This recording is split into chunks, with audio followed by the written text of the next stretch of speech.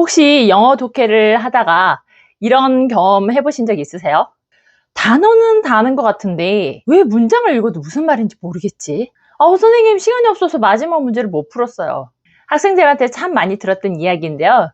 특히 영어 문장, 길어지면 정말 숨이 막히죠. 시험지에 나오는 문장은 길고 복잡하기만 한데 시간은 계속 흐르고 시간 배분 실패라는 악몽이 머릿속을 스쳐갑니다. 사실 영어 독해가 어려운 이유는 한 문장을 통째로 해석하려고 하기 때문이에요. 그럴 필요가 없어요. 영어 문장은 짧게 전치사 구 같은 덩어리로 나눠서 읽는 방법만 알아도 훨씬 쉬워집니다. 그러면 한번 이 오브라는 덩어리는 어떤 식으로 해석하는지 예를 들어서 얘기를 해볼게요. 일단 오브가 들어가는 이런 전치사 구들의 해석의 방법은 뒤에서부터 앞으로 해석을 해주면 돼요. 그러면 이 구를 해석하면 어떻게 되냐? 가장 위대한 선수들 중에 한 명 해서 뒤에서 앞으로 해석을 해주면 돼요. 자, 그 다음에 History of Basketball은 이 역시도 뒤에서부터 앞으로 한 덩어리, 한 호흡으로 마치 한 단어인 것처럼 해석을 해주면 돼요.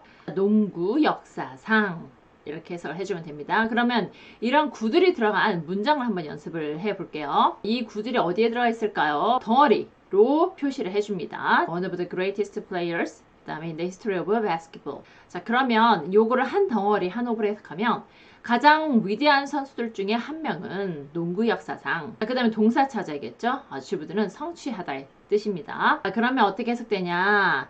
그의 꿈을 매일 열심히 노력하면서 이렇게 해석이 되면 되겠죠?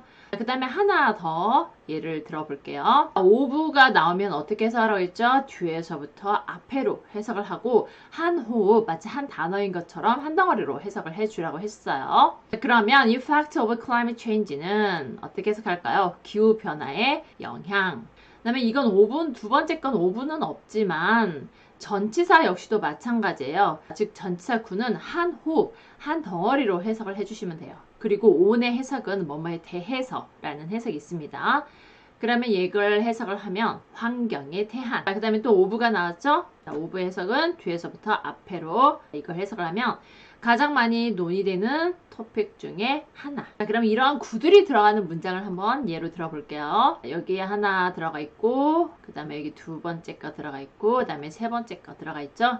이 덩어리들을 한눈에 볼 수 있는 연습을 계속적으로 해줘야 돼요. 그러면 나중에는 문장이 훨씬 간결하게 느껴지고 해석도 훨씬 빠르게 될 수가 있습니다. 그럼 해석을 하면 기후변화의 영향은 환경에 대한 가장 많이 논의되어지는 주제 중에 하나가 되어왔다.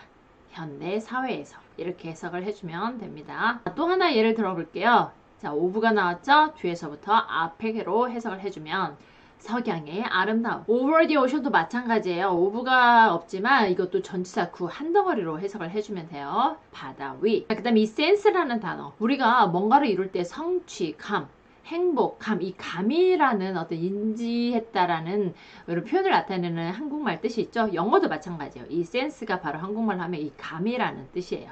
그래서 이걸 해석을 하게 되면 평화와 경의 광 이렇게 해석을 해주면 돼요. 그럼 문장을 한번 봅시다. 나 어디 들어가 있죠? 첫 번째 주어 자리에 들어가 있고요. 그 다음에 over the ocean, sense of peace and awe. 이 세 가지를 덩어리로 눈으로 잘 봐두시고 덩어리 짓는 연습을 자꾸 해주세요. 자, 그러면 이 문장을 해석을 하면 바다 위의 석양의 아름다움은 관광객들을 말을 잃게 만들었다. 그리고 여기 쉼표에서는 해석을 쉬어져라는 뜻이에요. 그래서 쉼표에서 해석을 쉬고 뒷문장을 이어나가면 돼요. 우리가 fill이라는 뜻은 뭐뭐를 채우다 라는 뜻이죠. 그들에게, 그래서 그들은 누굴까요? 관광객을 얘기하겠죠. 채워주었다 관광객들에게 평화와 경외심을. fill이 동사는 아닌데 제가 지금 동사처럼 해석을 했어요. 이런 것 보고 우리가 분사 구문이라고 하는 건데 이런 분사 구문은 동사를 변형시킨 거기 때문에 마치 한 문장이 시작되는 동사처럼 해석을 해주면 훨씬 해석이 편해집니다. 그래서 이런 분사에 대한 해석 역시도 앞으로 선생님이 간단하게 영상을 한번 만들어 볼게요. 이처럼 전치사구를 한 덩어리로 묶어서 해석하면 긴 문장이 짧고 간단해져요. 독해 속도는 당연히 빨라지고 내용도 훨씬 명확하게 이해됩니다.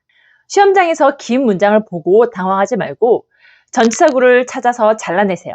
오늘 소개한 문장을 반복 연습하면서 덩어리 독해를 몸에 익히면 시험장에서 시간에 쫓기지 않고 문제를 풀 수 있을 겁니다. 다음 영상에서는 또 다른 영어 꿀팁으로 돌아올게요. 더 많은 영어 학습 팁은 줄리쌤과 같이 할게요. 쌤 채널이 너무 작아서 다음에 찾고 싶어도 못 찾으니 꼭 구독, 좋아요 부탁드려요. 안녕.